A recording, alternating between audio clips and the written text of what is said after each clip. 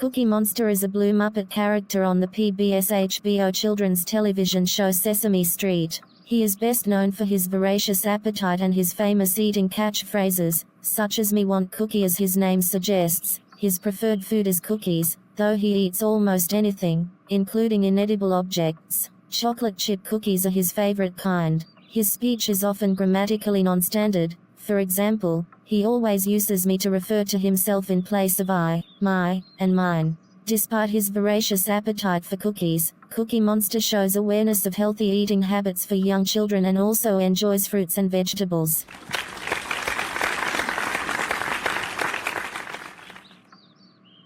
In a song in 2004, and later in an interview in 2017, Cookie Monster revealed his real name as Sid, though in the first season he was referred to as both Tiny and Harry. He is known to have a mother, a younger sister, and a cousin, identical in design, who does not like cookies. All three share his characteristic blue fur and googly eyes. He also has a father, who appeared in a Monsterpiece theater sketch promoting energy conservation, water conservation and environmentalism. Cookie Monster's mother and father both share his enormous appetite and craving for cookies.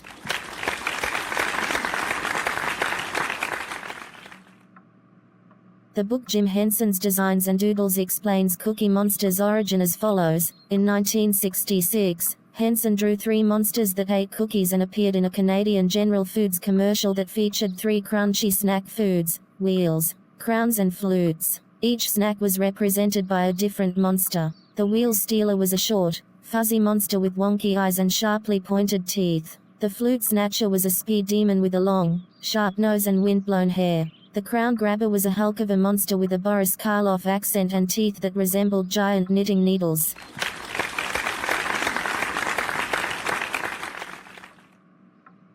These monsters had insatiable appetites for the snack foods they were named after. Each time the Muppet narrator, a human-looking fellow, fixes himself a tray of wheels, flutes and crowns, they disappear before he can eat them. One by one, the monsters sneak in and zoom away with the snacks. Frustrated and peckish, the narrator warns viewers that these pesky monsters could be disguised as someone in your own home, at which point the monsters briefly turn into people and then dissolve back to monsters again.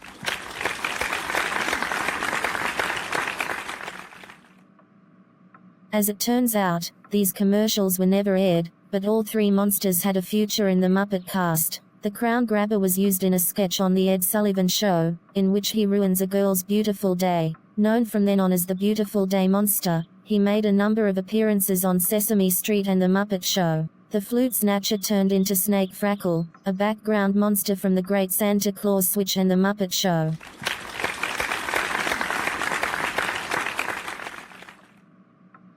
In 1967, Henson used the Wheel Stealer puppet for an IBM training film, Coffee Break Machine. In the sketch, The Computer Dinner, the monster, with frightening eyes and fangs, devours a complex coffee-making machine as it describes its different parts. When he is finished, the machine announces the monster has activated the machine's anti-vandalism system, which contains the most powerful explosives known to man. The monster promptly explodes. This sketch was also performed in October 1967, on The Ed Sullivan Show. It was also later performed on the George Burns episode of The Muppet Show using the luncheon counter monster.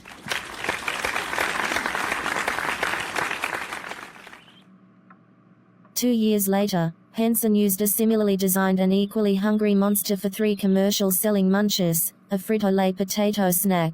This time, the puppet was named Arnold, the Munching Monster. After the 3 ads were produced, Henson had the opportunity to renew the contract. He chose not to, because at that point he was working on Sesame Street, and that Monster Puppet was moving on to the next stage in his career. According to Frank Oz, in a later routine the then-unnamed monster won a quiz show and for winning was given the choice of $10,000 cash, a new car, a trip to Hawaii, or a cookie. He took the cookie and from then on he was Cookie Monster.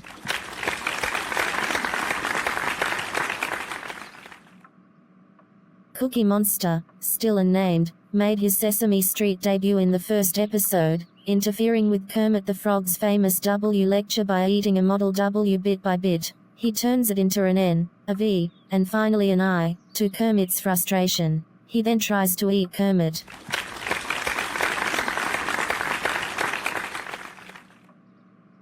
It was during the first season that Cookie Monster got his name and began using the growly vernacular, for example, "me eat cookie," that would become part of his character. His signature song, "C is for Cookie," was first aired during the 1971-72 season, and it became one of the best-known songs from Sesame Street.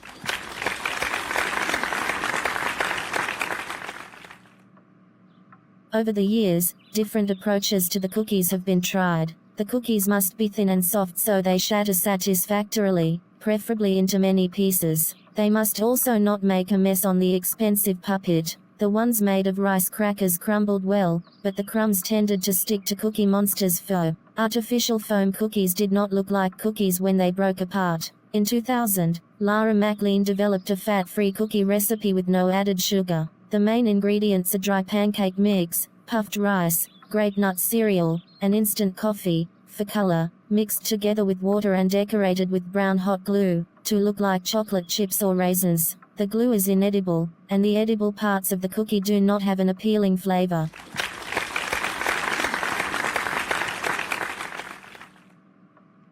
A costume character of Cookie Monster in a 2011 live show in 2005, in response to growing concerns about record levels of childhood obesity in the United States, Sesame Street began airing segments titled Healthy Habits for Life. In these segments, the Muppet characters of Sesame Street talk about healthy habits, such as eating properly and exercising. The Healthy Habits for Life segments spawned internet rumors that Cookie Monster's name had been changed to Veggie Monster or would be taken off the show entirely. Since then, Cookie Monster has eaten not only cookies, and the plate they are served on, but also fruits and vegetables. There is a small hole in the puppet's mouth, so that something like an apple or banana can be swallowed by the puppet.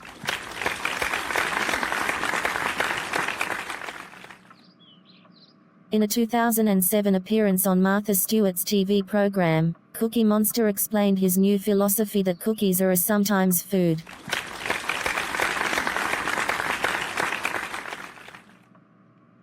On February 10, 2008, NPR host Elizabeth Blair interviewed Cookie Monster for the All Things Considered segment in character. He answered the Proust questionnaire, as well as revealing some of his favorite and non-favorite things.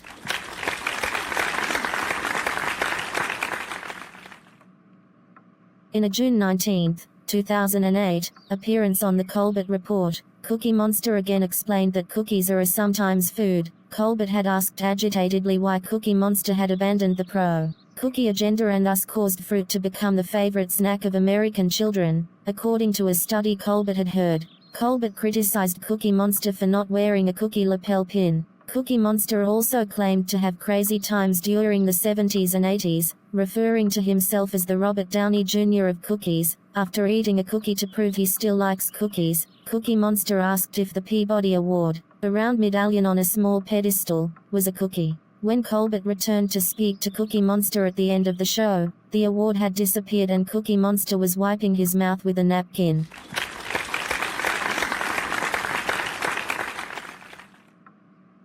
On November 24, 2010, Cookie Monster started a Facebook page as part of a campaign to host Saturday Night Live. Though his bid to host Saturday Night Live failed, he was allowed to appear with Jeff Bridges when Jeff hosted the show and sang the Christmas song Silver Bells.